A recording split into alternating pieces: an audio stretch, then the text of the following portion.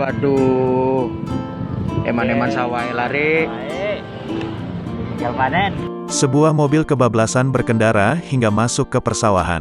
Mobil tersebut sontak merusak padi yang sudah dipanen. Bahkan jejaknya begitu jelas terlihat, seakan membuat jalur baru di persawahan. Video tersebut terlihat dari unggahan akun Instagram @andeli48, Sabtu, tanggal 6 November tahun 2021.